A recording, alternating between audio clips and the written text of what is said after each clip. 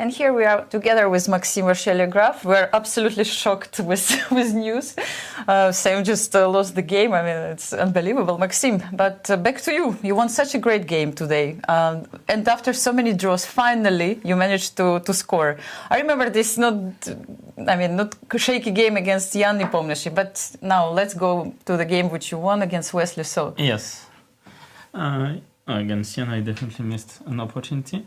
So Wesley was -1, so that's probably why he went for this very sharp line. And that was like Vladimir played it, Kramnik, and Levon as well. So it's very topical. I know that Wesley had a game in US Championship against Mishra. I think Mishra played knight c6. So in knight d7, g4, rook c8. So of course I want to take the knight. Yeah, like sometimes, and you managed to do so. No, this is like topical. Like Gary used to say, like whenever you can take on c3, you do it. You don't hesitate. Yes. You just do. But Wesley went g5, knight h5, f4, and at first I wanted rook c3, but then I realized I might have knight f4, so I did it. I wasn't sure about the positions. Like there's many moves for white. You can start with g6 sometimes. I don't think that works. But even moves like knight bishop d5, I was not sure. Like knight d5, ed, and maybe h4. I wasn't sure about all these sort of positions. There's many ways. Like maybe you can play knight f5 and h4 also. But then I wanted again rook c3. Rook c3, no matter what. But and then he played this knight e6, and how did you estimate the position after those exchanges? I thought knight e6 was very strange because, well, here I assumed I cannot be worse. I thought for a while bishop g5, yes, but I couldn't make it work. I thought maybe there's something, but I couldn't make it work. Because the problem is, rook c4, you go maybe rook f1, you threaten always back rank mates. And after rook c3, bc... Maybe some queen h4, I don't know what's going on. Yes, but... It's no problem, yes, you give just... Same, rook f1. Rook f1 is coming. Always. So I couldn't make it work, so I just took bishop c3 and bishop g5, I thought. I thought here maybe bishop d5 was best. Bishop d7 took me by surprise because I mean it was very tempting for me to play bishop h4 always to uncastle the king, but then I thought anyway my bishop on g5 is so good, so let's first provoke bishop d2. I thought that you played rook c8 to give the second rook, no? No, to play rook c4. No, I'm joking. I mean, you just said that any time you have this chance to give the rook. No, it wouldn't be so bad, but yeah, and here queen f3, I think, Wesley made a bit of an inaccuracy. I think he wanted rook d1 here, but he realized probably that after rook c4, queen f8, king h7. So like rook f7 would lose because, well, you give one more check. You are forced to give the checkmate, yes. Yes. I mean, and if you go queen f5, which must have been his idea, I think here d5 is extremely strong.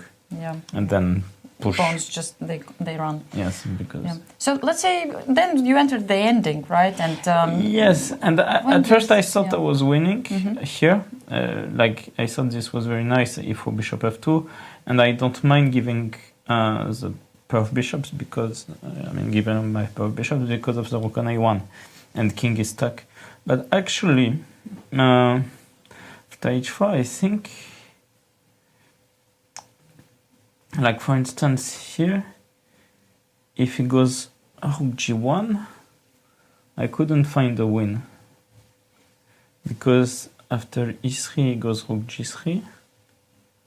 It feels like it's already almost only one. But he still has these ideas with check and rook a7. Exactly, yes, some perpetual. So I couldn't find a win, and I was like not sure. But he didn't play this move, yes? Yeah, no, in the end I had found some idea to keep the game going. Maybe I think I wanted e2 and bishop c4. But even then, king f2, And yes, Like and no rook rook d2, d2. yes, but Because check, the yes. bishop, no, but because the bishop on c4 prevents the mate. Yes, so then you have chance to play rook d1 and e1. Yes. Okay, bishop c4 looks very strong. Yeah. So when was the moment you realized that you're already like winning this game? I mean, even here I wasn't sure. Like I would need to cheat to no. Yeah, I'm not surprised. It's a draw. It felt like it's not winning. Yes. Yeah, because I mean it could easily be winning because my h pawn runs, but I really wasn't sure, and I wasn't sure also because probably at some point he gets like let's say something like this, and these positions I wasn't sure. Because my pawns are running and I have b pawn, so you can never give the rook. But because it's h and g, I assumed it would be draw because probably you can just give all the checks into words. What was the final mistake of Wesley which helped you to win the game? I think rook g7.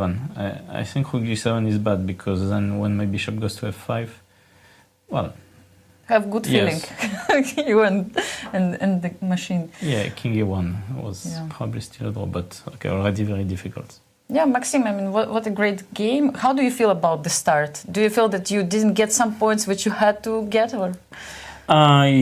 Maybe, I mean, especially the game before with Jan, but at You the played same... very provocative, right? Yeah, I mean, he just blundered, and then I was 2 pawns up. I was trying to make things easy for me, but this night endgame turned out to be much more complicated than I thought it would be. But there were some games where, like, I mean, of course, against Fabiano, I was first winning, but then I was completely lost. And against Anish in the first round, I was absolutely lost without a chance. So in the end, +1 is not bad. No, +1 is good score. I had 4 blacks already, so I'm gonna push my luck tomorrow. Of course, and we wish you all the best of luck tomorrow, Maxime. Yeah, thank you. And we're going back to the studio to you guys. Thank you, Anastasiya. And